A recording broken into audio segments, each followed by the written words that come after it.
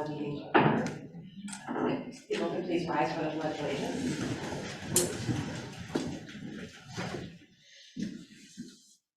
Allegiance to the flag of the United States of America and to the republic for which it stands, one nation, under God, indivisible, with liberty and justice for all.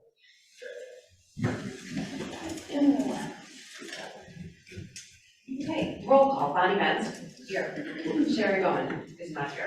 Mercedes Evans. Here. Michelle Forbes. Here. Jennifer Hoover. Here. I'm here. Alyssa Packer. Emily Smith. Here. Okay.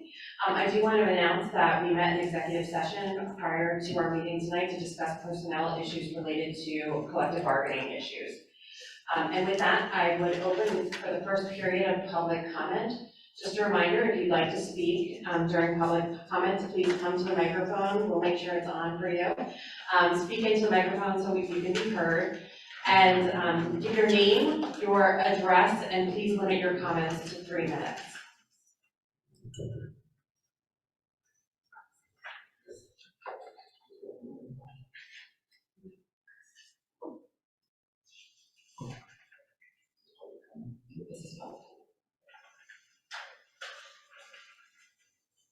Hey, how you guys doing? Just walking in, sorry, not exactly prepared, but I'm just here to address that riparian buffer down at the County of Gwinnett Creek again. Hopefully you guys took this month and went and walked it. I know I did with a couple of you guys, or ladies, and I appreciate that time. This is a water sample from down there. If you guys don't know what this says, this is a PCAM pen, and if you guys don't know what this is, like, this is what we should be talking about environmental, anything that we're doing down there. And again, that's the place that we are. I would just simply say, like, I'd love to, talk to each one of you down there to be able to express my concerns and of what's going on in the park there. And I did get a petition signed by 15 of the representatives of the immediate houses around our area, us that walk it, every day. And again, here's a bunch of those signatures. I think I got a couple more, but a couple of those petitions went missing. And I'll leave it at just a couple points on these riparian buffers that are there. First is that no idea, like, these riparian buffers are so important that they need to be protected by lives. And being said that this was going to be maintained in a way that it is not going to be maintained is, to me, again, that word might come across harsh, but is a lie. And the next on that point is that no idea is that has merit to it. It isn't something that you would ask the people that live down there to do without force in it, i.e. the people that live down there, like Greg Sutcliffe, that you wouldn't just ask him if this has merit. So I'll leave it at that, and hope to talk to you all. Thank you. Thank you for your comment.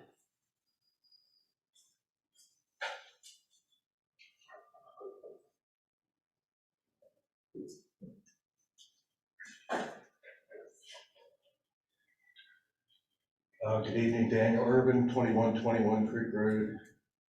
I'm also worried about your buffer zone, which is going to bring in a lot of ticks. There's copperheads down there. I don't want my grandkids or my kids bit by copperheads. I talked to the borough manager months ago. She told me it was going to get cut once a month, which apparently she was mistaken because it hasn't been cut. But yeah, I thought maybe I might have gotten some type of warning, being that I have parked, but I guess now it's not the park on both sides of my property, the buffer zone. So I'm hoping you guys will check into it. Thank you for your comment.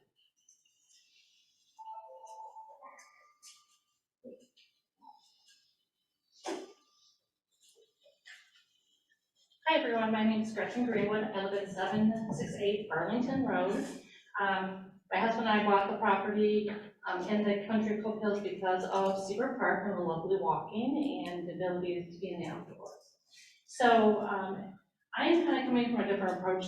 I know these guys are talking specifically about the riparian buffer, but I want to let you know that myself and a couple other of the neighbors are going to meet this Friday with Sarah, our city manager, to actually talk about the whole area. I have a background in Parks and Rec. I worked as a volunteer in my former city in Michigan for 8 years, as well as the tip of the Mid watershed. So I have a background in kind of this area. One of the things that's important in parks is park planning and doing master plans. What's happened is we've had 3 park projects come through that have been piecemeal, with no overall park plan or vision for the area for Creekside Road and Seaver Park. So the first one was the addition of the trees. And Sarah and I are gonna work this Friday to look at the notes of what was actually approved. Because of my understanding, it was trees were approved and an amount was approved, but not the maintenance, the layout, or anything else, and how it would change maybe the park space where people could like blanket down and sit in the sun and watch the birds on the edge of the stream. None of that was actually discussed. So when we do park planning and we just approve trees, and we don't approve what the layout is, we're missing a really big component of planning.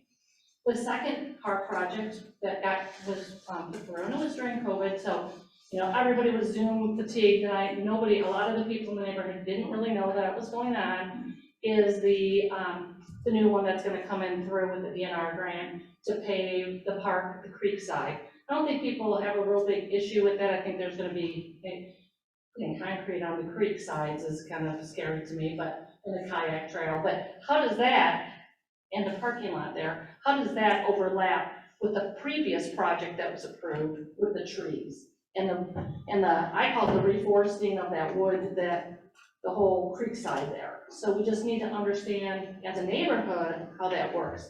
And then our third project is actually in planning, and that would be the County of Gwinnett Greenway trail. And, you know, I'm on Facebook, I'm on, but not very often, because I work a lot, and I walk a lot, and I'm in the nature a lot. So I was able to come to the 4th one to see that it does come through the park, but I have reached out to them, and I don't understand the details. Is it just on the road? It says in the description for Camp Hill that there's a concrete barrier or a sidewalk. I just wanted, we need a visual project plan for the entire area, so the community and the neighbors can understand how our park space is gonna change. Cedar Park is what you would consider and label a community park, so it's for the entire community, but that area down by Cedar Park, I can tell you, the neighbors use it a ton. So it's kind of like a sub-park within a park. It's a neighborhood park as well. So one of the things that I have to bring up is that it appears to me, and I kind of try to stay relatively informed, that I've missed all this, and I feel like a dork, because I should know this, because I've worked in parks and recreation. But times have changed. Everything was in the newspaper when I was working. That was, 15 years ago. We have to think about how we're reaching out to our community to let them know that park things are changing, our areas are changing. One of the things we did do in my former city was anybody who lived within a half a mile parameter or a quarter mile, I don't remember the exact distance, of the park property was actually notified. They put something in their door or in their mailbox to let them know that there was a public hearing about a change to the park that they backed up to or was close by. The second thing was we put public notices up in the park space so that people who walked and used the park knew that the function and space was going to change. And so I would encourage you as city council people to think about different ways that we can make sure that the community is engaged, because to me, the only successful public hearing for a change in space and same change of usage and aesthetics of a park is one in which you have community members at, or that you've done a master plan that they've already seen, and now it's just, you don't have to be big because they already know what's gonna happen, because it's part of a phased approach. That's project planning, and it's good management. You can win more grants with bigger project plans and more concise layouts of those plans. So that's my concern as a community member. I look forward to working with Sarah and the other neighbors to try to understand where the park is going down in Creekside, and work with you all to make sure that it fits in line with what the neighborhood would like as well, and not just outside groups or whoever else is, I don't think anything's done in malice. I think it's just a lack of coordination. I think that's what I would love to see, and I'm helping pull the neighborhood together to look at that. So thank you very much. Thank you.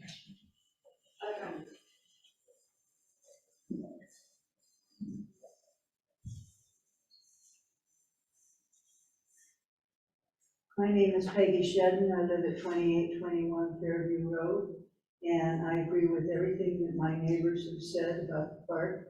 And so I just support them and ask you to please communicate better. Thank you.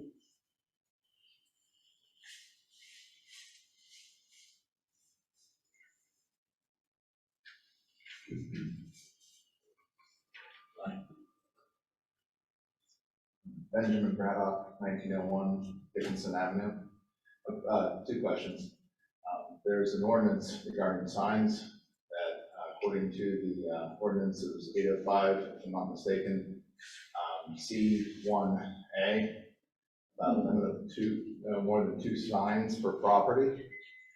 First question is, when was that adopted? Because reviewing the minutes, confused by November of 2021 and December, there's some discrepancies in the minutes when that ordinance was actually adopted. The other question I have to that is, if there's an ordinance limiting only two signs, and I'm going to reference the, for example, election political signs. If you're limiting it to just two signs, and the current political race, there's 4 races going on, how can you limit it to just two signs when there's 4 different races going on?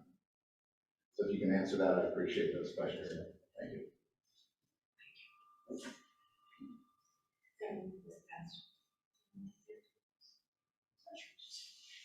This is December. We would have advertised in November and passed it in December. Other comments?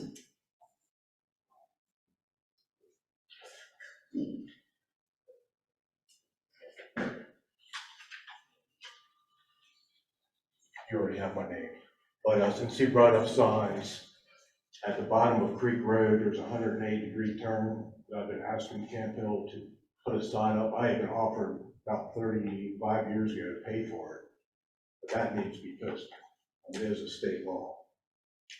So I know that goes what I did for 30 years. But anyway, if you guys could post that. Post what? I'm sorry, what does the sign need to If say? you come down Creek Road, it's supposed to say 180 degree. turn. I Okay, mean, thank that's you. back in turn, that's something. Okay, thank you. I just wanted to be sure I understood. Any other comments?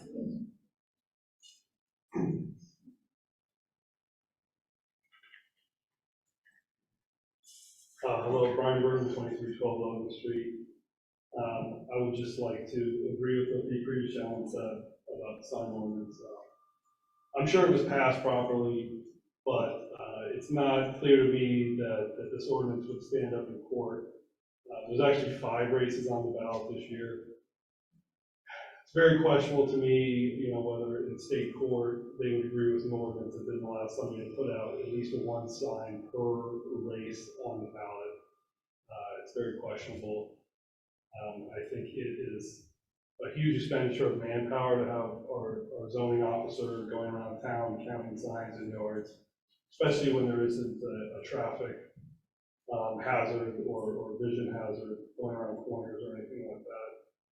And as I understand it, there's been things missed in our zoning approval process in this borough.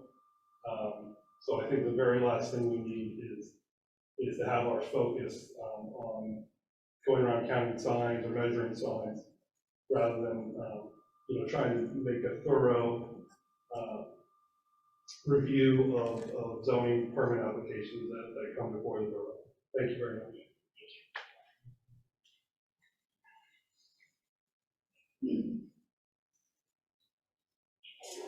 Seeing no other public comment, we'll move on to agenda approval. I do have a Oh, written sorry. comment that came in. I just wanted to make everyone aware. This will be added to the public record. It was received from Michael Vogel of 2193 Chestnut Street regarding a land use issue at 1901 Chestnut Street that was discussed at last month's meeting. So I can make this available. The chairman would like to see it. It will be added to the minutes of the public record. Agenda approvals. The first thing on is the consent agenda. That includes the approval of the agenda itself, the minutes from council and committee meetings, and the treasurer's treasurer's report. Is there a motion to move forward with the agenda approvals?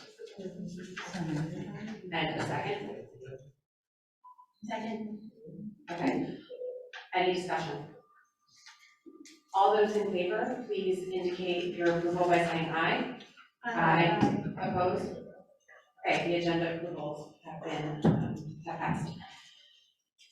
Next thing is the manager's report. Sarah? Just wanted to bring everyone's attention to an event that we have upcoming. We're working with the police department, or working with the school district to offer a family-friendly safety seminar that we're calling Law and Order Camp Hill. And so Emily and I actually toured the new Cumberland County Forensic Lab facility for their grand opening in September. And Chief is working with the director of that facility and our own officers as well, to provide some information to our residents about multiple safety-related topics, including first aid, stop with lead, fire prevention, and some limited active shooter training. It is going to be a family-friendly presentation. And then we're leaving an hour of the time just for the lab technicians and staff there to do presentations. I think it'll be a neat evening. Again, we're coordinating with the school district. So that will be on November 15th from 6 to 8 p.m. here in Prosser Hall. And we are asking for a pre-registration that will be a free event, but just so we have a head count in advance. I did represent the borough at the monthly CAPCOG managers meeting. We saw a presentation on electric vehicles and charging stations, and we had a discussion that focused on updates to fleets, if anyone is changing to electric vehicles for their fleets, and trash bids, which is a significant topic for everyone right now, including the borough. I also participated in the virtual statewide hazard mitigation plan that is being updated by PEMA. Once the plan is updated, all the municipalities will be asked to adopt it, and to ensure that we are eligible for funding in case of future emergencies, we have to approve their hazard mitigation plan and adopt it as our own, basically.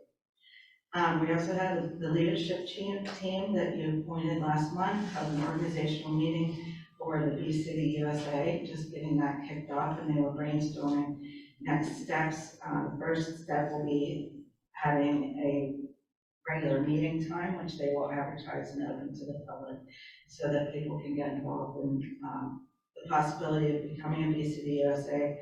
And they're working on a list of native plants that could be incorporated easily into a pollinator-friendly garden. So that's something that's a kind of new, exciting initiative that is underway from being led by some community residents that I think is pretty cool activity. So that's what I have to report. Thank you, Sarah. Public Safety Committee is the first committee report. Thank you. Let's start with the mayor's report, please. Thank you. The police department should have run 30 calls in the month of September, and I'm going to ask Chief Martinson to give us an update on the hiring process. Yeah, the civil service testing has been completed. We have 14 or 15 candidates on the list, and we're actively doing background investigations on the top couple of candidates at this time. I think we'll be having a public safety committee meeting before we have another council meeting, but our goal is to complete that and be able to have the public safety committee recommend the appointment of 2 officers at our regular November council meeting. So that process is progressing well. Thank you, Chief. The fire department ran 28 calls in September, spent 64 hours on those calls. This coming Saturday, the 15th, from 10 to 2, we're having our annual open house community day right here on Walnut Street from the firehouse. We'll come out to that.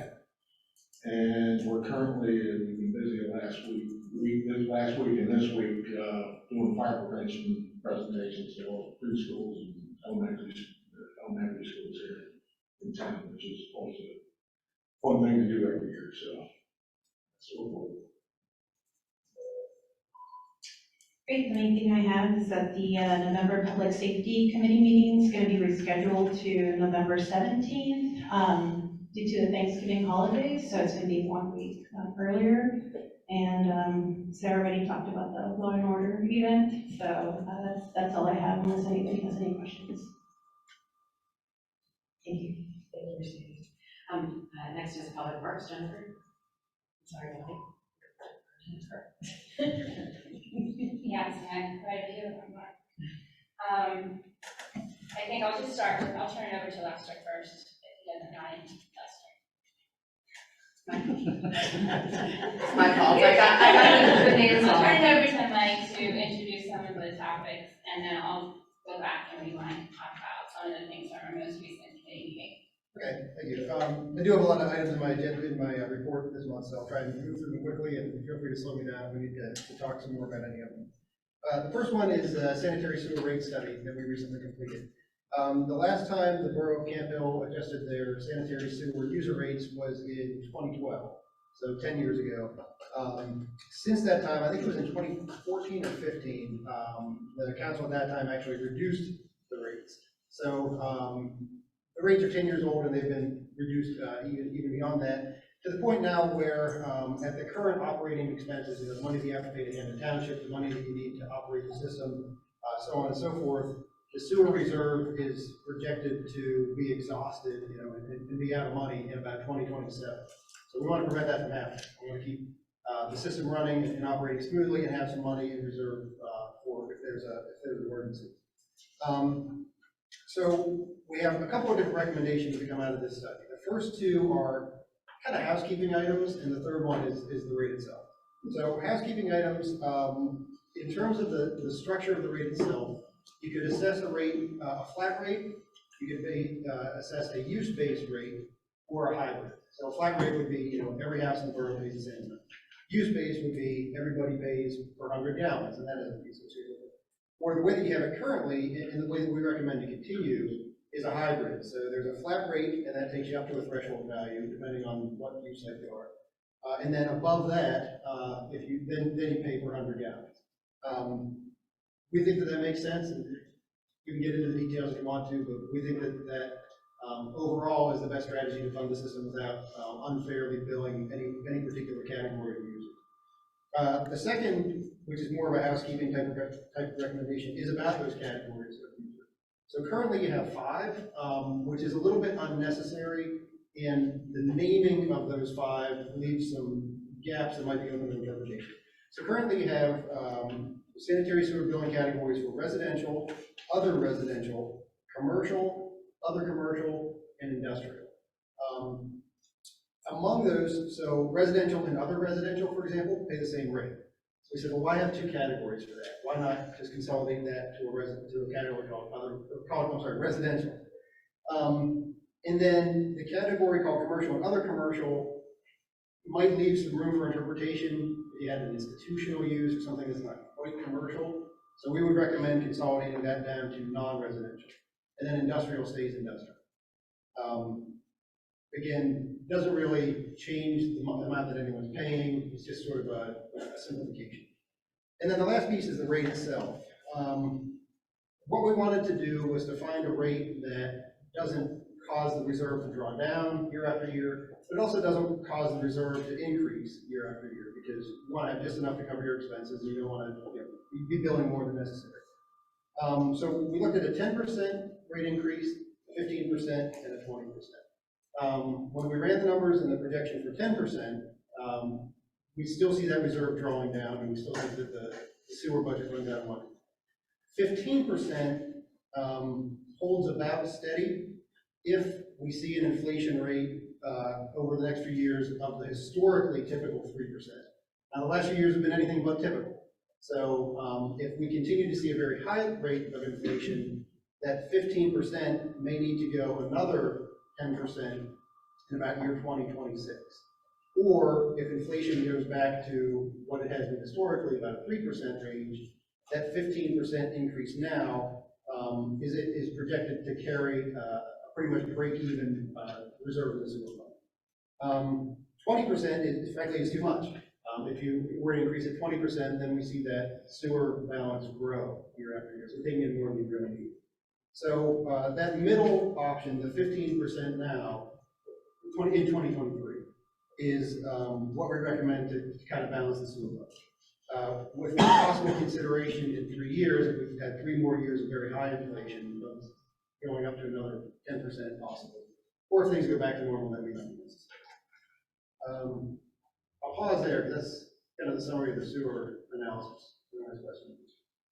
And just for the public and for council members, the information that Mike just provided is captured both in the sewer rate study that's included in the meeting packet, as well as a summary of minutes of the recent Public Works Committee. All of that information is contained there as well. But lastly, I guess regards to that topic, that will come before us officially after our next council meeting or Public Works Committee meeting again, because we have reviewed a draft study. So we are still awaiting a final study, but we will have to consider that formally, and I believe in the form of an ordinance if we are raising the rate.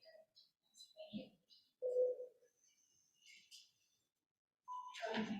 Okay. The next item that we have in the report is the Seabrook Park Pump Station project. So just as a brief recap, the Park Pump Station, as we've been talking about for a number of months now, is over 50 years old. The equipment in there is old. It's gotten to the point where Western can't get parts to service it any longer, so it's obsolete and it needs to be replaced. In replacing the pump station itself and all the pumps and generators and electrical equipment in there, the new system will run at a higher pressure than the current system does. And we had concerns with putting that pressure to the pipe that was also 50 years old. So as part of the pump station rebuild project, we had a project to line the pipe so that it would have the structural strength to withstand the higher pressure. That went out to bid, bids came in, the low bidder was in situ form, and it was a well-known contractor who does this kind of work. Fortunately, even good contractors can make mistakes, and they made a mistake. The liner, when they attempted to line the pipe, the first shot was at 750 feet. For a variety of reasons, the contractor decided it didn't inflate properly, so that the liner didn't fill the full inside of the pipe, and that won't work, because now we have a pipe that's too small. We rejected that work, told the contractor that that won't do, and that they'll have to fix it. The first attempt at fixing it was to cut out the liner with the hope that they could reline it. That was excruciatingly slow work. They got a couple feet per day, and we said, there's 750 feet here, guys. This won't work. And they agreed, and they're now resigned to the fact that they're going to have to dig and replace the pipe, which is on their dime. The borough doesn't have to pay for this. It's a result of error in their work, but it will be inconvenient, which is a big part of the reason why we had hoped to avoid this in the first place with a liner, but here we are. The dig and replace work is expected to start on Monday. We've got a schedule now from the contractor. We put forth some stipulations on how they are to do the work. They're not going to do it themselves. They're a lining contractor, so they have to hire a subcontractor, which is Wexcon, which is a pipeline contractor that's pretty well known in the area. So Wexcon's going to be doing the work. There are going to be some disruptions to driveways. While there's an open trench in the road, there will be driveways along 25th Street that are inaccessible. That work is going to progress. We expect about 1 to 2 properties per day. So it's not as though a single driveway is going to be closed for the entire duration. It'll be kind of a moving work area. We've required that the contractors has to post doors and knock on doors the night before, so people can move their cars out of the way. And Sarah has sent a letter out to everybody in the work area, kind of letting them know what's going on. It's going to start, as I said, on Monday. We expect it's going to take 2 to 3 weeks to complete the work. We're going to have inspectors there full-time, both for the pipeline, and we'll have Eric Lincoln, who's another inspector who's done a lot of work in the borough, come at the end of each day and inform the people who will be back the next day. So that's the lining part of the Seabrook Park Pump Station project. The pump station part itself, bids came in for that job, and last month council accepted the bids. HRI is going to be the contractor there. We got their bonds and insurance, and their paperwork is in order, so just before the meeting, I asked Melissa to sign the agreement. Currently, HRG isn't under agreement to do construction phase services for the pump station building. We had a proposal into the borough when we started this project with a number of different phases. It had been requesting authorization kind of phase by phase. So this is the last phase that's in that agreement, and we're requesting authorization for that tonight to do construction inspection and all the paperwork required during construction for the pump station project. And the amount of that request is about $128,000. Anything else on the pump station before I move on? Did just want to say that we did mail letters to each house on that street, on both sides of the street, including people who may or may not necessarily be impacted. I think there were 22. So we have not gotten any calls from them, so we put a lot of effort into making sure that the people there are as well informed as they can be about this thing that is going to be a real inconvenience for March 2025. Try with the microphone this time. More than halfway through. So the next item I have is also under the sewer heading, 34th and Walnut sewer repair. You may recall that we started this project a number of months ago. The contractor got a portion of the work in, but then was stopped by Pennsylvania American Water Line. It was kind of mismarked when they did the one call. So the borough's contractor had to kind of pull off the job for a while until Pennsylvania American could come in and move the water line, which they have done now.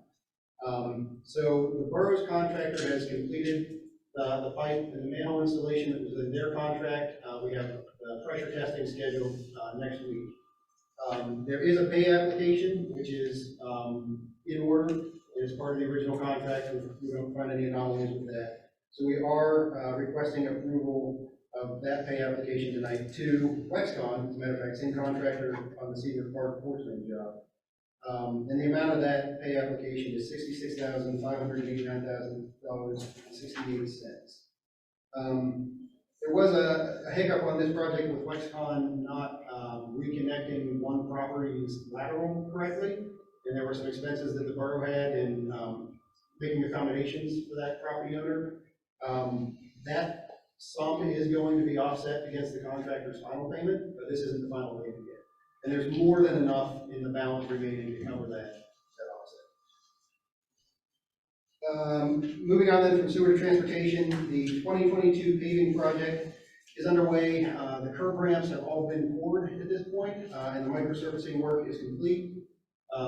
We still have to do final inspections on all of these when the job is done, and we'll probably have, because we do on every job, some cleanup items for the contractor that they'll get in a punch list. So there will be some street sweeping and these sorts of things that still need to happen, but the heavy work is done on micro and curb ramps. There's still some roadways in the project area that are to be milled and paved. The milling is scheduled to start tomorrow and happen Thursday and Friday this week, with paving work next week. So that gets us done by the end of the paving season. If it rains tomorrow, will that be just one? Probably, yeah. There is a change order request from the contractor on this project. One is to extend the completion date, mainly because of the rain that they got with Hurricane Ian week before last. So they're requesting a 2-week extension. There's also some additional crosswalk work. I'm sorry, yes, crosswalk. I thought I misspoke and said sidewalk. No, crosswalks correct. To add 3 crosswalks here at the corner of 21st and Walnut, where the Stormwater Authority did the drainage job. I spoke to the Stormwater Authority about that yesterday and told them that the borough would probably want to recoup that cost from the authority because it's an authority job. But we do think that doing it this way saves money overall because this is 3 crosswalks out of 26 in the paving job, so we get a better price per crosswalk. Whereas if the authority had done it on their own, there were only 3 crosswalks, and they probably would have paid more for each of them. And the other portion of the change order is to add sidelines on all of the crosswalks, all 26 of them within the project area.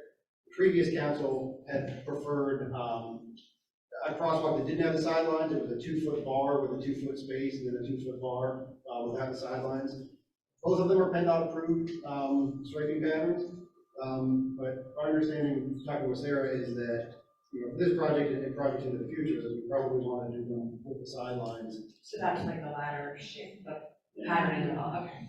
So the amount of that change order to add the 3 crosswalks, which would be reimbursed, and to add the 6-inch sidelines is $10,907. The operating request. Those are the same unit prices that are in the rest of the bid. They're not trying to get us.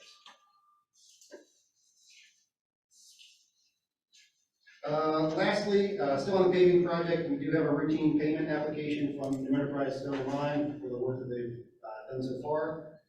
We've reviewed that, we've checked the quantities, and everything appears to be in order. So we are recommending approval of their application for payment number 1 in the amount of $187,434.85. That's everything in my report. Thank you, Mike. I just want to say with regards to paving, we did receive some comments before the project and before the resurfacing started, so we appreciated those, and I invite anyone who has additional feedback to share since resurfacing has been completed and or as paving wraps up, so please let us know, and we'll take all of that feedback into consideration when we plan ahead for the next project.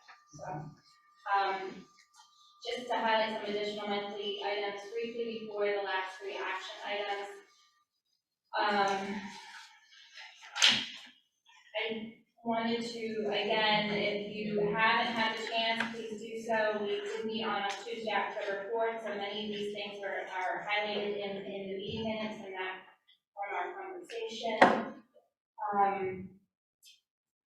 Regarding public comment about repairing buffers, we did discuss the maintenance of them, and we did review the operations and maintenance manual. I think we can shut it over. That does lay out the specifics as to when and how they should be mowed. It does, it's not a monthly mowing process. It basically is a bookend process, if I recall correctly, but, it's at the beginning of the season and at the end of the season, and it also specifies the height to which the grass should grow. I can add a little bit to that. The riparian buffer that's there was installed by the Concord Gwinnett Creek Watershed Association. They came and asked council for permission to do that. And I forget exactly when it was. It was during the early days of COVID, because I remember social distancing while they were planting trees was a big point of discussion. The Creek Watershed Association did plant the trees. The borough can benefit from that work that the Watershed Association did under their MS4 permit. That's a creditable improvement for the Chesapeake Bay pollutant reduction program. So the borough does get some credit and can save some money by not having to do another project somewhere else to capture that credit. However, in order to be creditable under the Chesapeake Bay program, it needs to have an operation and maintenance standard, and that needs to be consistent with DEP's standard. So in our MS4, our annual stormwater discharge permit from the state, we put that information together and we said that it can be maintained per the DEP guideline, which is a twice-a-year loan. There may be other ways to do it. We can have that conversation. But if we want to capture that credit for the Chesapeake Bay program, whatever the maintenance program is there has to be blessed by DEP. And I guess I just would also add with regard to the Willow Park project, and that went back to 2020, and if I recall correctly, there was significant educational and other meetings regarding that project. So it has been some time that has passed since that has occurred. And more importantly, from that conversation, there was the chair of the Shade Tree Commission did come and speak with the Public Works Committee and did relay to us a conversation that he had with the Cantville Environmental Club with regards to maintenance of the trees. So they have a clear understanding about how to make sure that those trees are thriving in their environment and what weeding and pruning needs to happen. So I think we have a good, better understanding between that group and what they need to do to uphold their obligation to maintaining those trees. So that is all I have to say about that right now. The other thing, I think I wanted to just,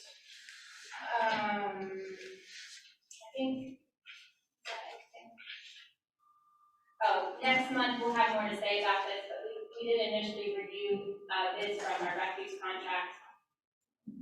Those rates are going up, no surprise, unfortunately, but honestly, that will be the case, but we will discuss that more next month or December. As a reminder, that contract does not expire until April of 2023. I have a quick question. Yes. I saw in the materials that there was only one bid that came in. Yes. Is that pretty normal, or is it an anomaly? It's just always Penways? It's not normally Penways. With my other clients, most have only received one bid from the entity currently providing service. That's almost been universal with all my clients that have bids out right now. And what we learned in that process, and again, is captured in the minutes, that there are very few ways by which we could reduce that cost or minimize that cost.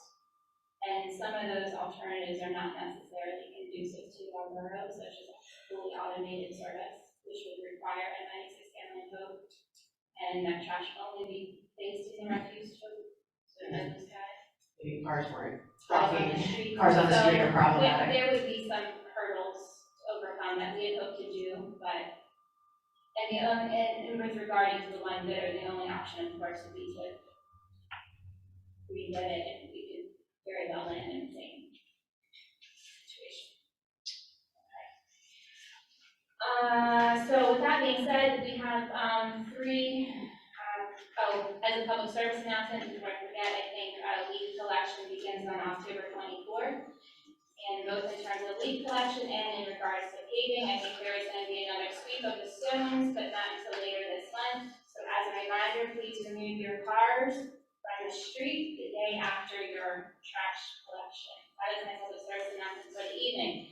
The last three final things I have to say are regarding, one, we have a request from Gibson Thomas about our streetscape project. If you recall, we reduced the scope of that project for budgetary reasons. Unfortunately, though, that required us to do some rearranging and replanning on the engineer's part, so that coincided with an additional increase of about $26,000. So that would enable them to continue their services in planning that project for the purposes of submitting a new revised highway occupancy permit to PennDOT. And then the last two items are regarding the Eisenhower walkway. We have a easement agreement before us for our approval, and then as well as the homeowners. And then with that, we have an amendment to the ordinance to allow that particular location some additional flexibility to placing their driveway less than 30 feet from an intersection to make that possible for that improvement for the Eisenhower walkway. Any questions?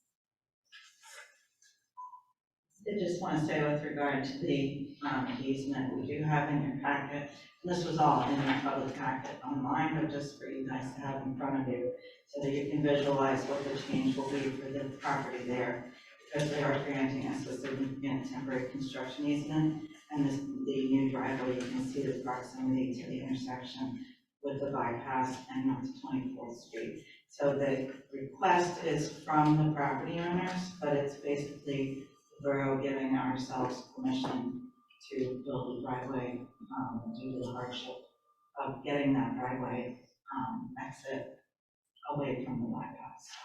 So the request is from the property owners, but it's for our own benefit as well.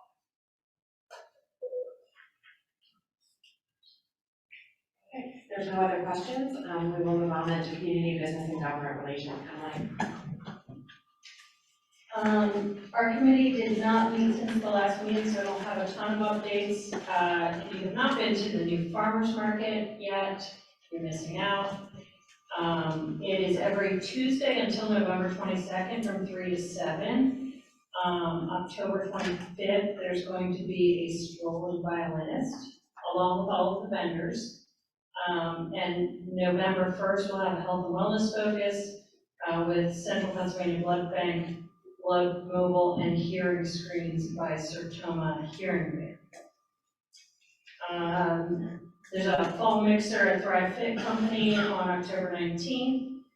And the next Downtown Campbell Association event is the Candy Cane Walk on November 20th from noon to 4.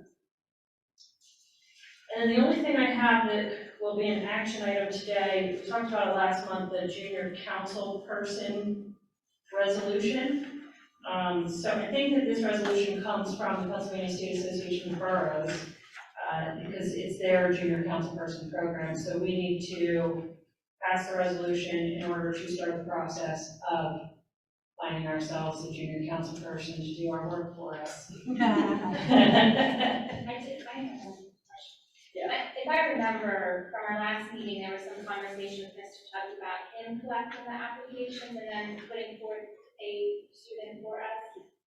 But number 3 under the resolve says that we as the office and council would receive all of those.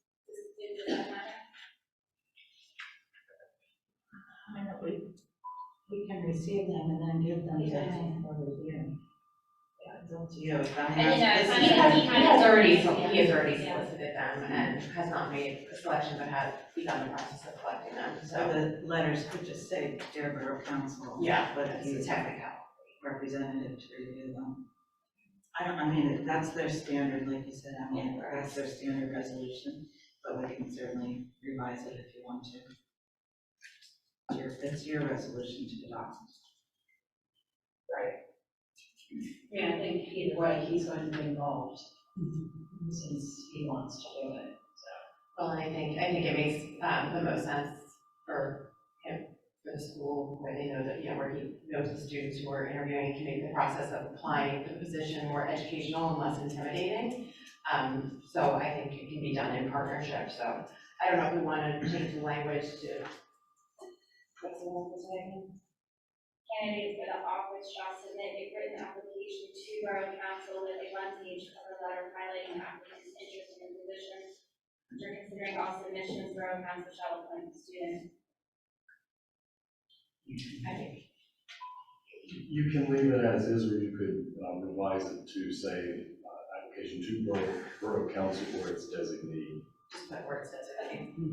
Yeah, I like that. I mean, we can amend it. Yeah. We can amend it during the action period, but I think that makes sense. Yeah. But he has, I was just gonna share that, he did email me today, he has begun the process of accepting applications for junior council member and also for junior planning commission member, which we already have in place, but we currently have no one serving in that role. So he said there's lots of interested candidates and he'll begin the interview process along with some other teachers at high school. And we can hopefully appoint it next month's meeting. Nice. So that's all I have. Thank you, Emily. Next committee is Parks and Rec, Mercedes.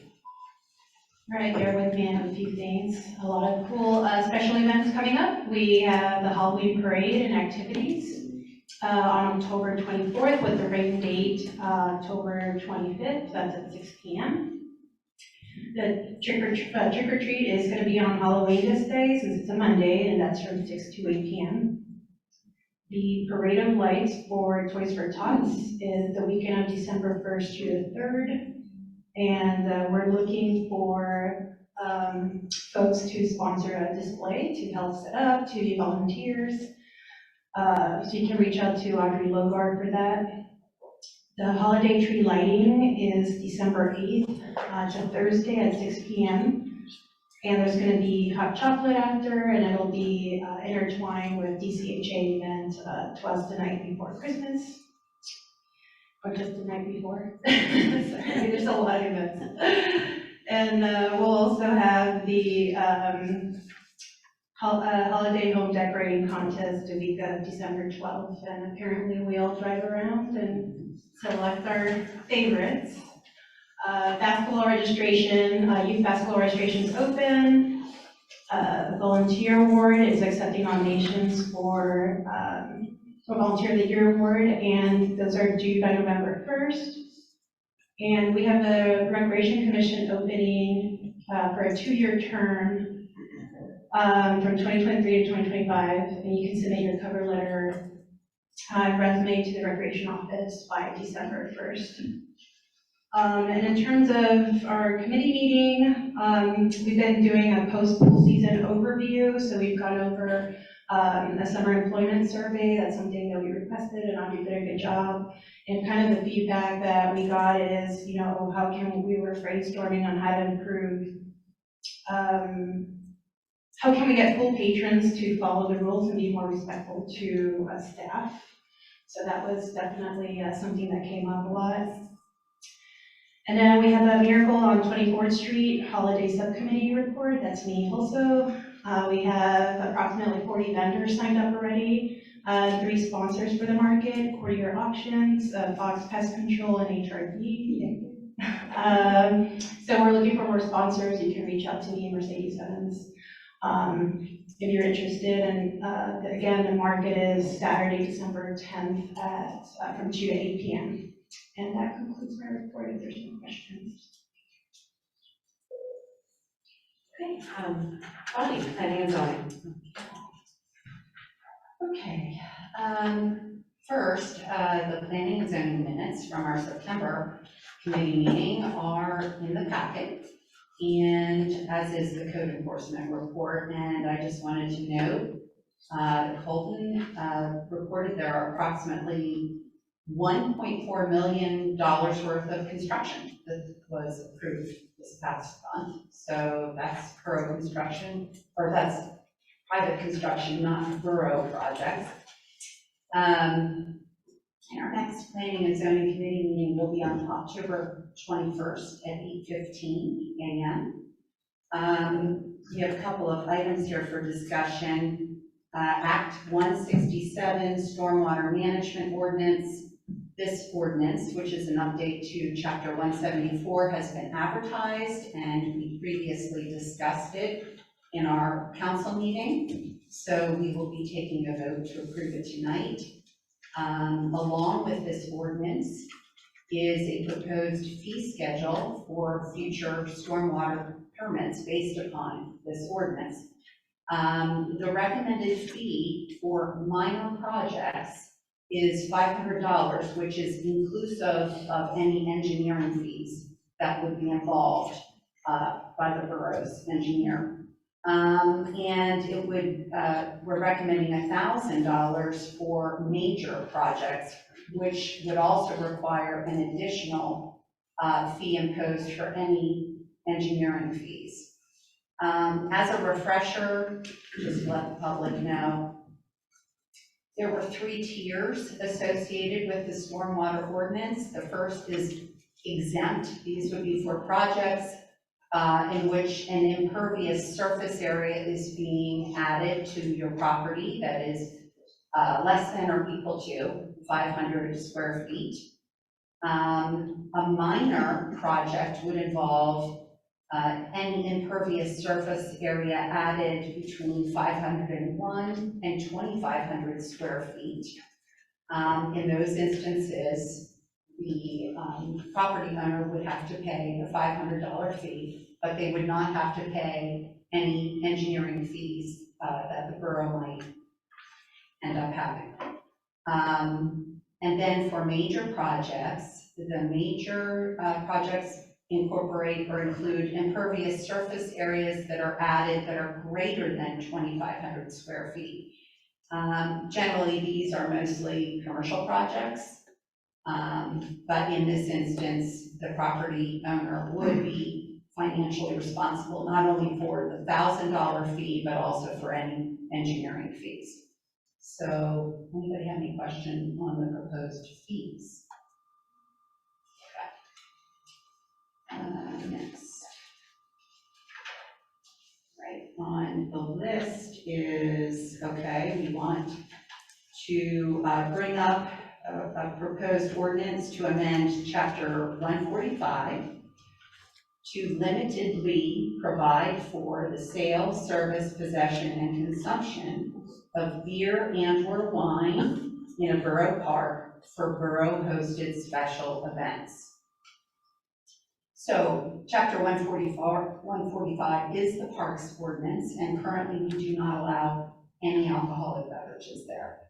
Last month at council, we discussed the possibility of allowing for a beer or wine garden in Willow Park at the upcoming Miracle on 24th Street holiday market. And because of our existing ordinance, we could not do that.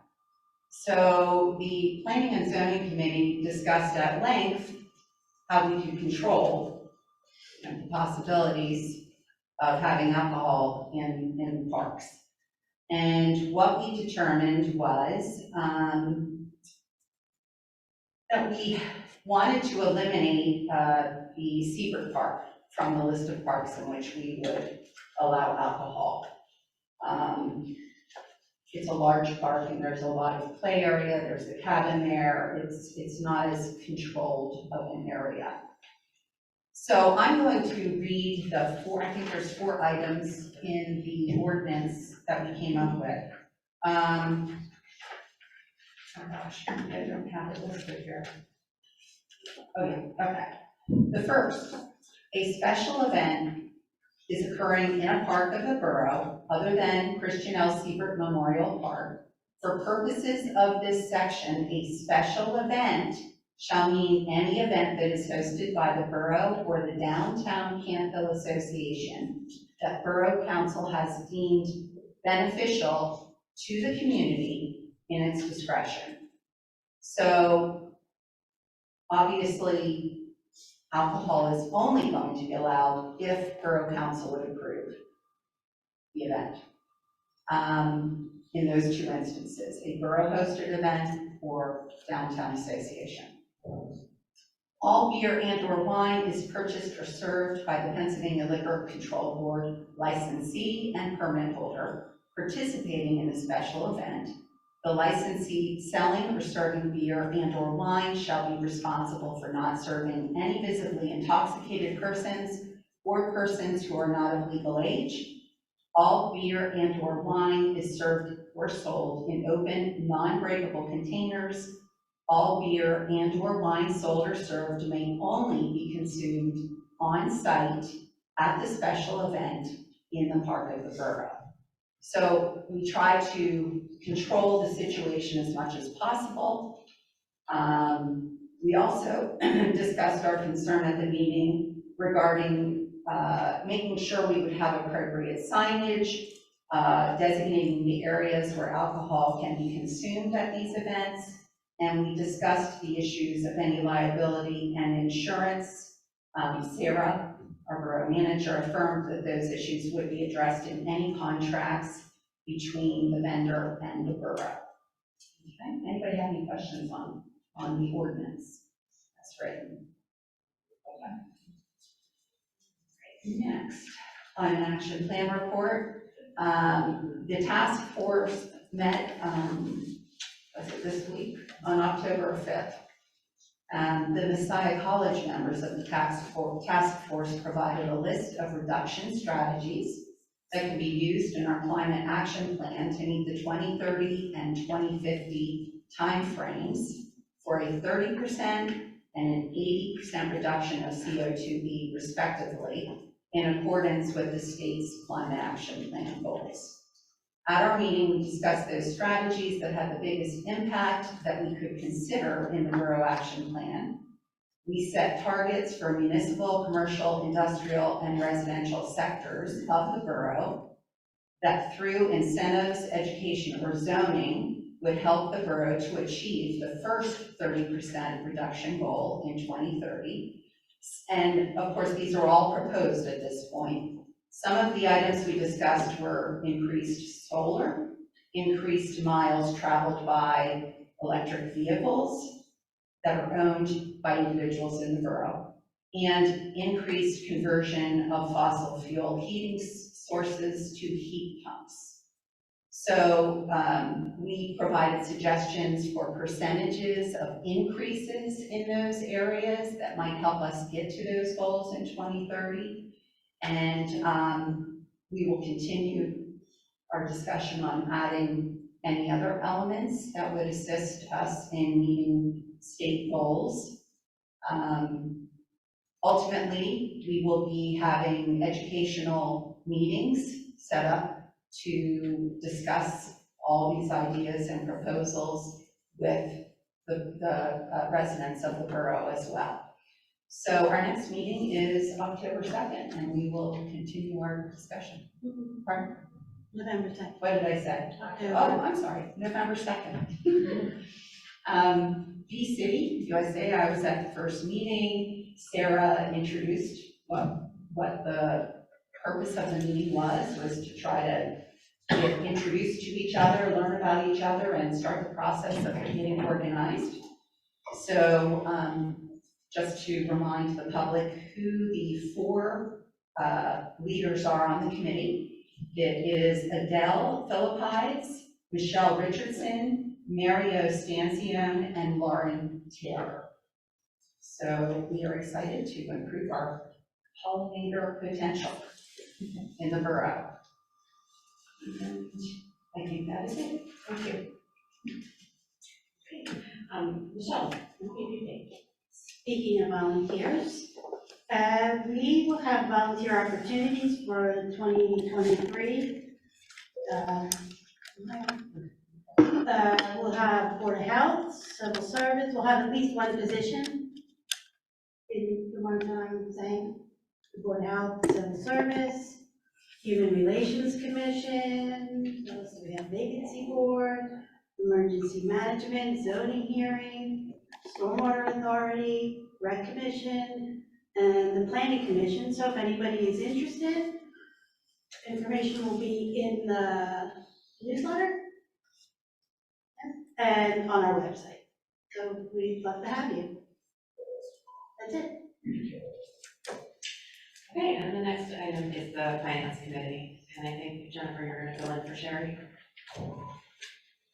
In terms of action items, we will just have the payment of checks in the amount of $979,287.84 for a variety of expenses, some of which are addressed in the finance report that's included in the packet. But before I get to that, the committee did meet on September 22nd, discussed a variety of topics, including budget to actual numbers, the sewer rate study that Mike had spoken about, as well as some potential investment opportunities. Upon the conclusion of this finance report, we will have a presentation on the draft budget. And as a follow-up meeting to that conversation, the public is invited to join us for further conversation regarding the budget on October 19th and October 26th at 6 p.m. and those meetings will occur here. And again, regarding the expenditures, just to highlight a few, some notable invoices to be approved as highlighted for us by Jared, our finance director, our Hampton Township, the Seabrook Park Pump Station that again Mike talked about, the semi-annual debt payments, fire relief money that we received from the state to pass on to our fire company as revenue source, if I'm describing that correctly, as well as expenditures to Marshall Communications to improve upon our setup here in Borough Hall, as well as our invoice for Penn Waste. So those are expenditures, and then also some other items of note, which mostly are kind of revenue sources, I guess. We have received our 2022 PERDA allocation, which is the Public Utility Realty Tax Act, in an amount of almost $5,000. Again, the relief allocation amount that I just mentioned. And our pension aid allocation, almost $175,000, we have received that too. We will again also have further conversations regarding the sewer rate study, I believe those in Public Works, but also in finance. So that concludes the report on the Okay. Yes, we're ready for our budget presentation. Thank you, and Jared and everyone, for all the work that's been going into this. Okay, grab your binders. I don't have one, you don't get to vote on the budget. I have a little bit of a PowerPoint. The documents that are in this folder are not going to be provided to the public, because they're changing very rapidly as we go through this process, but I hope everyone here will feel free to ask questions as you read it and keep it by your bedside. So that's not the first slide. The 2023 budget incorporates our vision for balancing day-to-day operating expenses and income with a vision for long-range capital projects. We will continue to discuss the budget for the next 2 Wednesdays, as Jennifer said, until we have a final draft to advertise for adoption. Until that point, the budget, and those of you who hear me talk about budgeting and accounting and how much I love both, the budgeting is sort of a work of art, and accounting is a science and budgeting is art. So you have to make the art look nice so then the science can be put into to the flow of things. So right now it's kind of evolving and it's all up for discussion. So the objective would be to vote to advertise the November 9th regular meeting of council, and then we would have to adopt at the December 14th regular meeting of council. Every municipality in the state must adopt an annual budget by the end of the calendar year. Now I can go to this. So we use here and in all local government entities, what's called fund accounting. And so we have a variety of funds, and each of those focuses on a particular cost area that we are responsible for. So we have 9 funds in this budget, and each type of activity with revenues in that fund are specifically allocated to that activity. So you'll see each of these funds in your book, and they are all different colors, so you will enjoy that as well. So the next is that there are set codes, accounting codes, set out by the Pennsylvania Department of Economic Development that we can apply to each of the funds. So anything that starts with the 300 is a revenue, anything that starts with the 400 is an expenditure, and then you can take each account code and follow it by an expense cost object that can be consistent across all funds.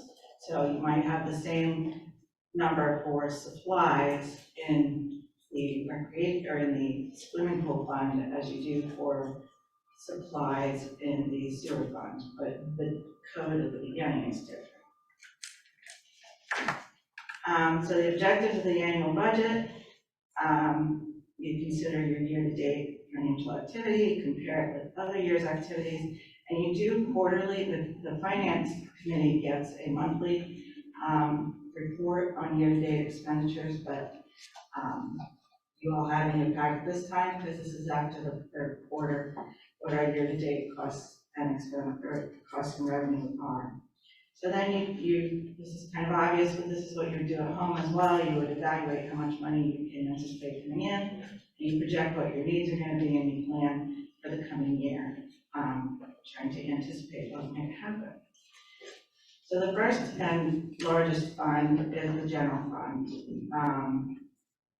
This is where all the action happens. The salaries are paid in and out of the general fund. All the taxes, the fees from licenses, permits, charges for services and grants come in. Departmental operating expenses, including administration, public safety, codes, public works, and recreation. So we use our general fund revenues to support our other smaller funds. We'll transfer from the general fund to those funds. So the proposed general fund budget that you have in front of you tonight for your review does not include any tax increase.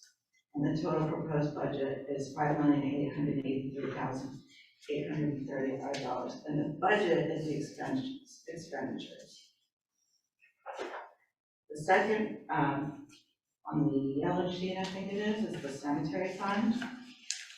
This is a very small fund. You can see the total amount of that budget is $11,000. This year was the first year we allocated funds from the cemetery fund to pay for the maintenance in cemetery. And because they get a pretty good rate of interest, for some reason, we aren't quite sure why, it has been able to pretty much cover itself. So we're gonna see how that pans out over time, but eventually, general fund will have to support the cemetery fund unless we start hurrying along, which I'd rather not. Then the next page is the swimming pool fund.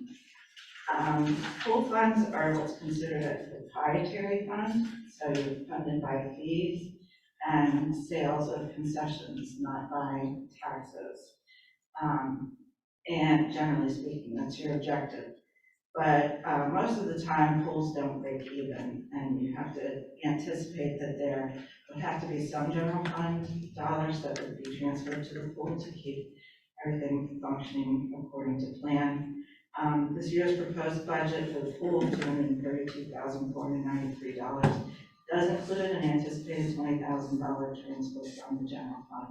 This year's transfer was $47,000, so I think we're going to be doing better next year than we did this year. And that's, I mean, if you read anything online about swimming pools, no one's swimming pool is doing as well as ours is in terms of from an operating perspective. So you guys, you should be really proud of that.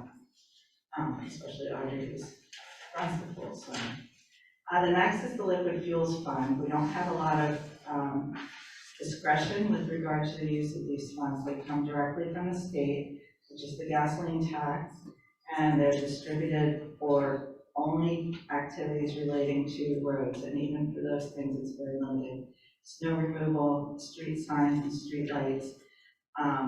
Some we paid the microsurfacing out of our liquid fuels this year, so you can use it for some kinds of larger projects, but often we don't have enough money sitting in that fund to do those large projects. So the proposed budget for liquid fuels for next year is $227,000. The sewer fund this is where it gets really good. The sewer fund draws revenues from user fees, loans, and interest. The borough sewage is processed by Hampton Township, and we are responsible for paying for the usage, while we also pay to operate and maintain all of our pipes and pump stations. The sewer fund pays for both day-to-day expenses and large capital projects, which is primarily what the loans have been taken out for. As Mike already reported, we have recently engaged in a sewer rate study, which has recommended a 15% overall increase in fees. That increase is incorporated into this budget that we've created for your consideration. The increase Jared calculated would generate between $450,000 and $500,000 in additional revenue to help cover our ongoing capital improvement needs. So the total proposed budget for the sewer fund, including that increase, which obviously is yet to be determined, but you have to put something out on the table for discussion, would be $3,835,959. We have applied for county ARP money to help cover some of the sewage infrastructure projects that will be paid for through this, what are currently budgeted in this fund. I don't know why, but they're not announcing those in terms of budget season, so we're just flying blind. If we got those funds, I don't know that it would mean we didn't have to do any increase in sewer fees, so don't get that rolling around your heads too much, but it certainly would give us a little bit of cushion. But we're not counting on that in that fund.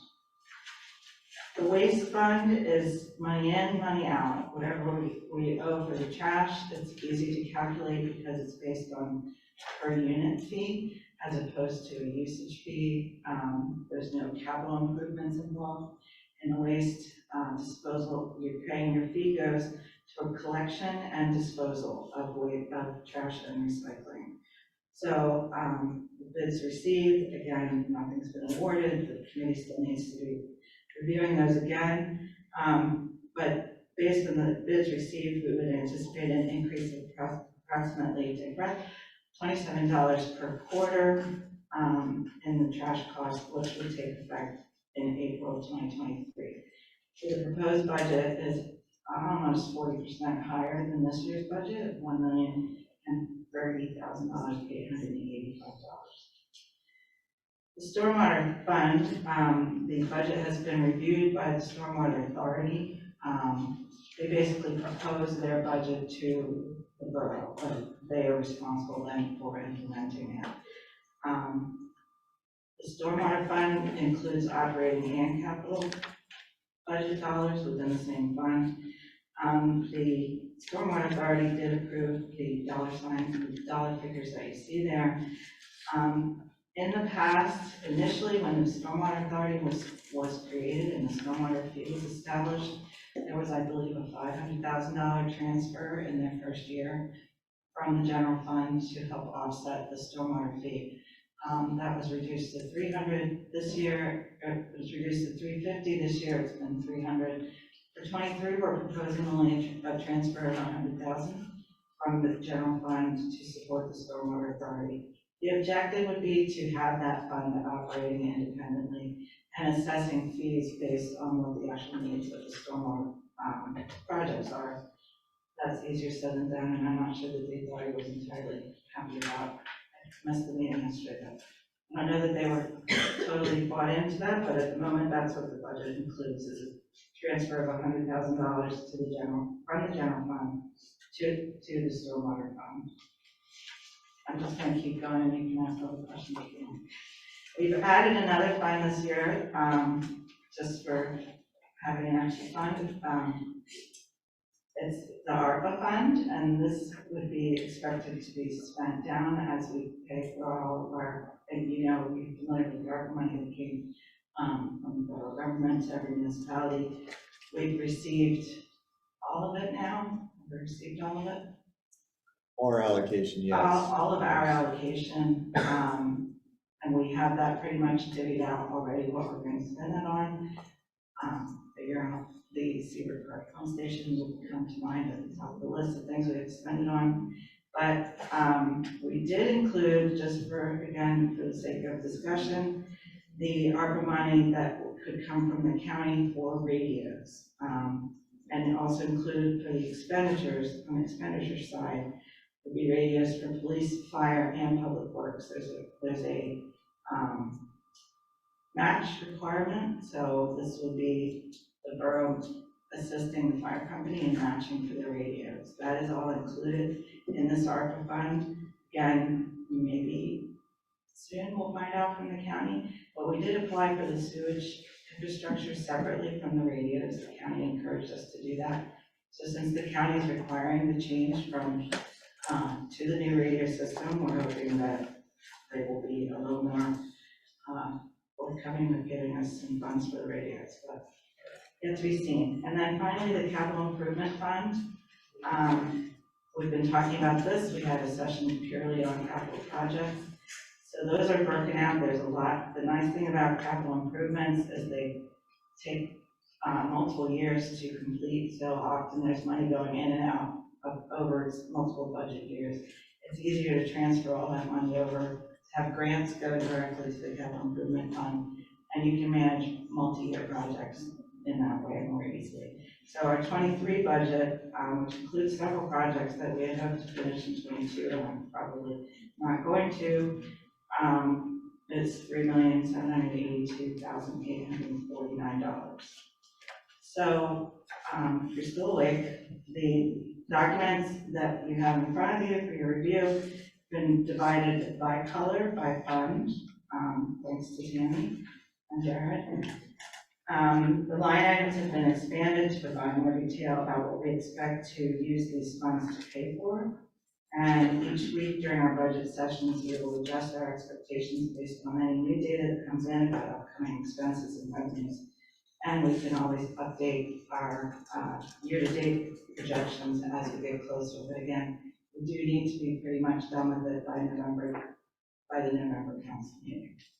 So once we reach a consensus, staff will prepare a narrative with more detail about specific line items and departments, and then that will go on the website for all the world to see. Happy budgeting.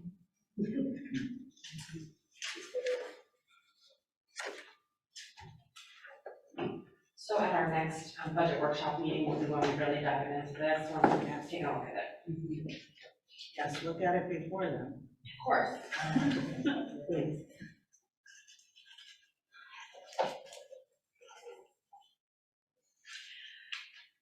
So if nobody has any questions or comments for Sarah, we will go ahead and move on then to the Borough School District Liaison. Jennifer's gonna take that for Sherry. Yes, briefly, we met recently on September 28th. Our next meeting is scheduled for January? I don't think we ever know that date. It's usually twice, we It's try to do usually twice a year. twice a year? Yeah. I'm not sure, I couldn't remember that date. But we received a variety of updates from the school district, specifically from the superintendent. He updated us regarding enrollment, the district's goals, some survey results that they had received from the Pennsylvania Commission on Crime and Delinquency. He also indicated that Officer Gibbs has received a very warm welcome in the school district and is loved by many. And also, he updated us regarding some district and other student-centered initiatives and goal setting and preparing students in a variety of ways and addressing their concerns or needs. Ms. Gibson, on behalf of the borough, had provided updates regarding the installation of surveillance cameras, as well as we had a conversation about the usage and maintenance of Seaford Park and trying to get a better clarity about who has responsibility over what regarding the shell versus the inside. Well, that's the park, but we also talked about the concession stand specifically too. She also updated them regarding Stormfest, as well as the paving project and our priority to install ADA compliant ramps. And we also reminded them that we are always welcoming students to volunteer and assist in a variety of projects, including, the lights, and the holiday events, etc. But also that we continue to work with our Eagle Scout candidates to propose projects. And then more substantive conversation happened around the crossing guard contract.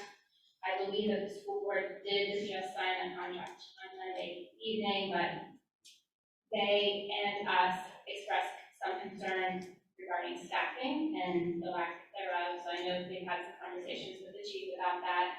They did propose perhaps maybe there's a way to incentivize their staff, maybe by providing them a stipend, if that's possible, to try and encourage some staff within the district that might be available. We discussed a traffic issue that has occurred as a result of the Deanhurst Drive ramp, driveway there, is resulting in some backup of the nearby homes. So we talked about enforcement, or at least I think it was warnings before any citations would be offered. And then we did again give them a status update about the Eisenhower Walkway project, and had indicated that we are trying to move forward with that as expeditiously as we can, but we are up against some other bureaucratic limited barriers that we're trying to overcome. We talked about camps and events that we've already talked about here, as well as the town hall event that Mercedes had mentioned, and we updated them with regards to our goals with the climate action plan, and then I think lastly the Earl Bash Food Pantry, and that's about it. And there's a very good summary from which I'm reading, and I'm sure I don't know if we have a part in this or not, but it is available on the school district's website, which summarizes the whole entire conversation. Thank you. I have just one question. Was there any discussion, because we did touch on this at our budget meeting, was there any discussion regarding pickleball courts? Yes, thank you. Yeah, that was in here. I skipped over that, but we did talk about that. I think where we landed though is that it would be, we provided the opportunity and funded partially that court, the pickleball courts, but we concluded, and I think they agreed with us. They accepted that addressing any noise issues would be their responsibility. I think they were gonna look into it at like their grounds, Yeah. their facility meetings. Okay. And then Bonnie, Stormwater Authority. Okay. So the stormwater meeting was held yesterday morning. The budget to actual report was discussed. Currently, there is $33,390 in outstanding receivables. Of those outstandings, there are 30 accounts that are 3/4 past due, and those accounts will soon go to an outside collections company. Also discussed was the monies that are currently held at Centric Bank, which is over $2 million, which is part of the loan money that the Stormwater Authority took out.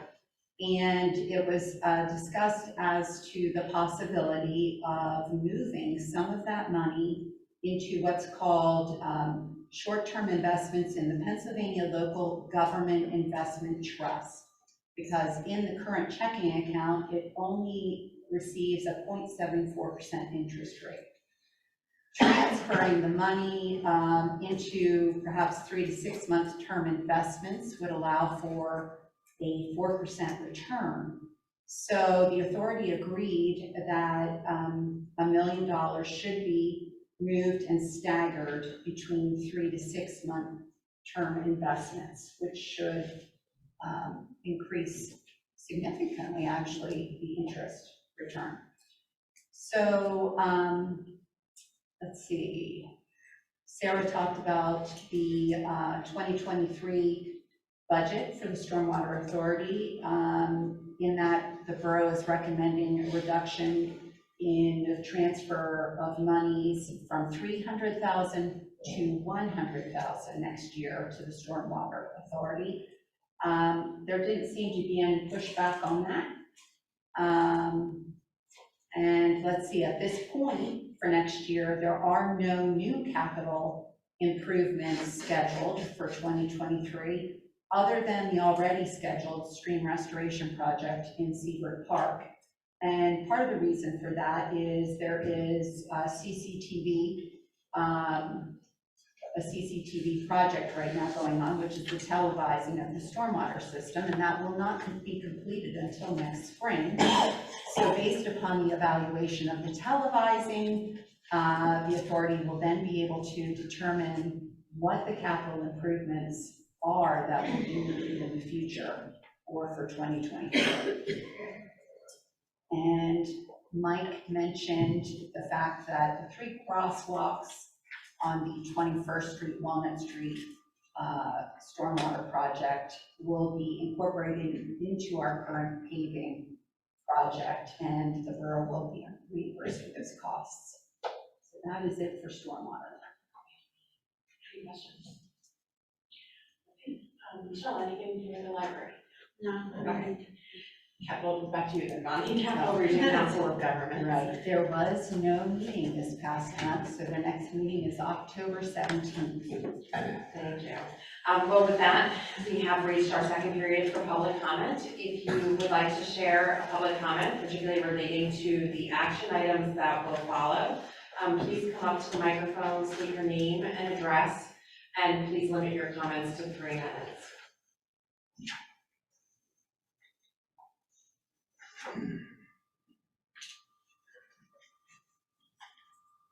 Hello, Michael Vogel, 2193 Chestnut Street.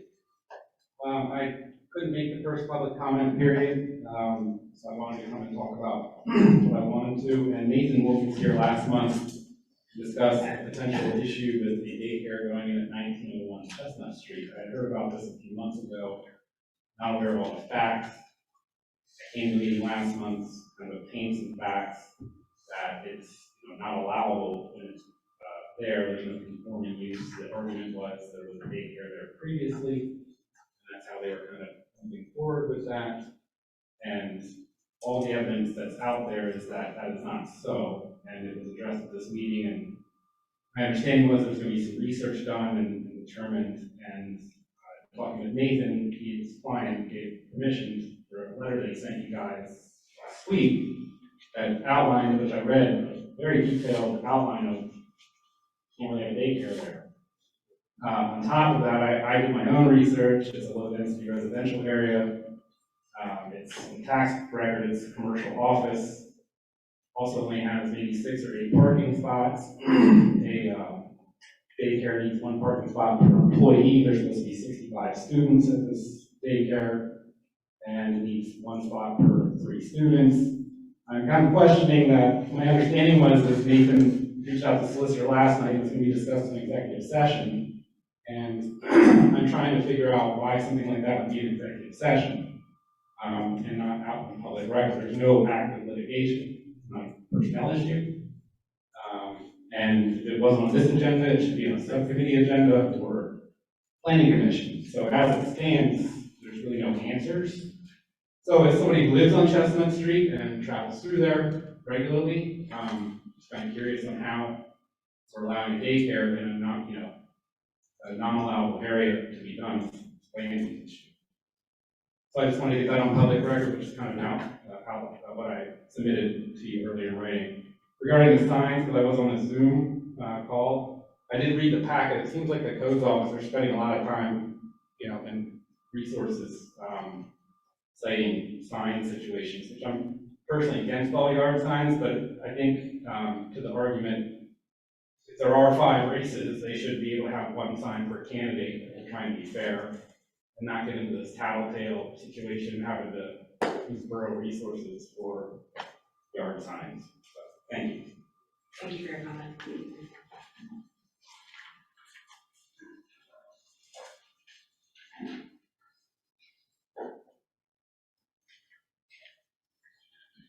Hey, Brian Burke again.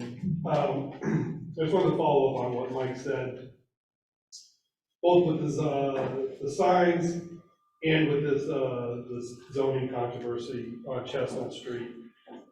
If there are state regulations in play that don't conform with our zoning regulations, then they need to be brought into agreement immediately. So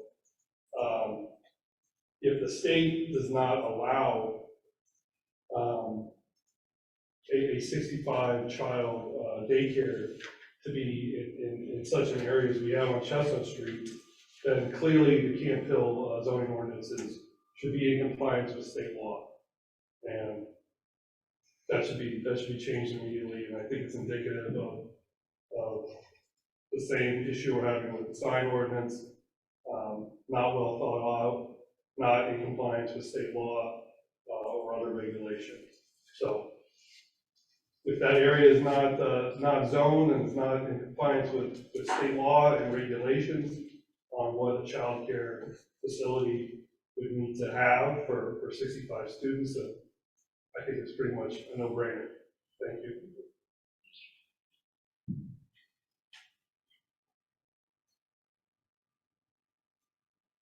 Okay, seeing no other public comment, we will move on to new business, beginning with our Public Works Committee. Jennifer. Thank you. My first is I move that we authorize HRG to receive construction phase services for the Seabrook Park Pump Station project in the amount of $928,700. There's been a motion, is there a second? Second. Thank you. Any discussion? All those in favor of authorizing HRG to proceed with construction phase work, phase services for Seabrook Park, please say aye. Aye. Opposed? The motion carries. I move that we approve payment number 2 in the amount of $66,589.68 to Lexicon Incorporated for the 34th and Walnut Sewer Replacement Project. Second. Okay, there's been a motion and a second to approve payment number 2. Any discussion? So this is the motion to approve payment number 2 to Westcon. All those in favor, please say aye. Aye. Opposed? That motion carries. All right. I move that we approve the change order number 1 for the 2022 paving project to increase the contract value by $10,907 and extend the contract dates by 2 weeks with substantial completion by October 31st and a final closeout by November 7th. Is there a second? Second. Thank you. There's been a motion and a second to approve change order number one for the 2022 paving projects. All those in favor, please say aye. Aye. Opposed? Motion carries. I move that we approve application for payment number one in the amount of $187,434.85 to New Enterprise Stone and Line Company Incorporated for the 2022 paving project. Second. Any discussion? All those in favor of approving application for payment number one to Enterprise Stone and Line Company for the 2022 paving project, please say aye. Aye. Opposed? That motion carries. Okay, two more. I move that we authorize supplemental request from Gibson Thomas Engineering to complete the Market Street Streetscape project to HOP approval in the amount of $26,828.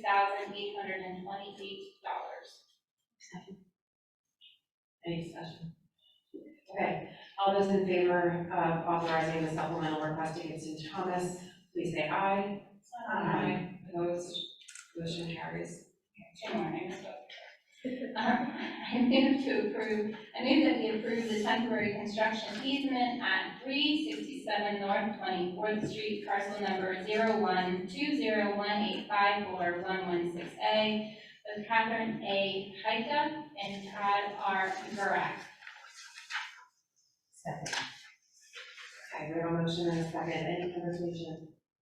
All those in favor of approving temporary construction easement on North 24th Street, please say aye. Aye. Opposed? That motion carries.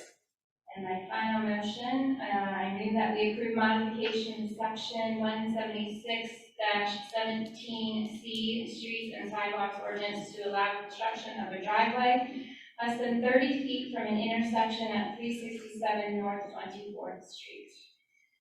Second. Any conversation? All right, there's been a motion and a second to approve the modification to section 176-17C. All those in favor, please say aye. Aye. Opposed? That motion carries. We'll move on, thank you, Jennifer, to community business and government relations. Okay, so how do I make a motion to it? Do I make a motion to amend the resolution? You can just approve the resolution As amended. in the packet As as amended. amended with that. Since it's a minor amendment, we don't have to have a motion. I'd like to make a motion to approve resolution number 2022-11 as amended. Second. There's been a motion to approve the resolution to create a junior council person. Any discussion? All those in favor, please say aye. Aye. Opposed? That motion carries. Planning and zoning. I would like to make a motion to adopt Act 167, Stormwater Management Ordinance 2022-07. Second. There's been a motion and a second to adopt Act 167, Stormwater Management Ordinance. Any discussion? All those in favor, please say aye. Aye. Opposed? That motion carries. I would like to make a motion to approve Resolution 2022-12 to establish fees for stormwater permits. Second. Okay, we have a motion and a second to approve Resolution 2022-12 to establish fees. Any discussion? All those in favor, please say aye. Aye. Opposed? That motion carries. And I would like to make a motion to authorize the advertisement of the ordinance amending Chapter 145 to permit sale and consumption of alcohol in a borough park for borough-hosted special events. Second. We have a motion and a second to approve the advertisement of the ordinance to amend, the ordinance amending Chapter 145. Any discussion? All those in favor, please say aye. Aye. Opposed? That motion carries. And we will move to finance. I move that we make payment of checks in the amount of $979,287.84. Second. Any discussion? All those in favor, please say aye. Aye. Opposed? That motion carries. And we have reached the third period of public comments. So if you have any comments to share, please come up to the microphone, state your name and address, and please limit your comments to 3 minutes. Good evening, everyone. My name is Jamar Thrasher. I'm at 1402 Lowder Road, Campbell, Pennsylvania. It's in Lower Highland Township. I'm here today because the traffic sign on South 19 near the car wash, I'm asking council to consider just restricting left-hand turns. It's so confusing. It's Monday through Friday, 3 to 6. It's so confusing. I recently just received a ticket by newly admitted officer Ricker. There's Campbell police officers that's this way right there. I think listen, just restrict it. I talked to the mayor, I talked to the officer. Yes, the sign is there, but I just think when people are on work or 3 to 6, Monday through Friday, and it's not a safety concern. It seems like it's more of a convenience concern. And for me, when I'm with my daughter getting field hockey gear from her mother's house, and there's cops, that's a traumatic experience. It doesn't need to happen. And so I think that either make this happen larger or illuminate it, and I think I just followed someone else, and then we both. So something about that sign needs to happen, and thank you all for your time. Thank you very much.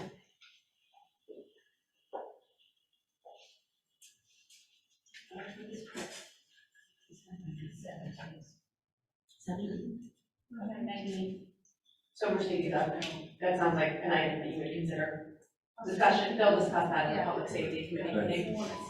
It has one at 17th, that's a PennDOT road and a PennDOT bridge. 19th or 17th? It's 17th, but Oh, okay, well, 17, okay, that's a PennDOT. Right as you come over the bridge. because it rolls around. Yeah, I'm just saying, you can just restrict it, so no left-hand turns, period. Okay. But, because, you know, sometimes you're not looking at the time, or make the sign larger, and I work in communications, so make it larger, move it up, and, you know, illuminate it, I don't know. Thank you. But thank you all. Yeah, thank you. Okay, closing remarks from council. Emily. Community business and government relations meeting tomorrow.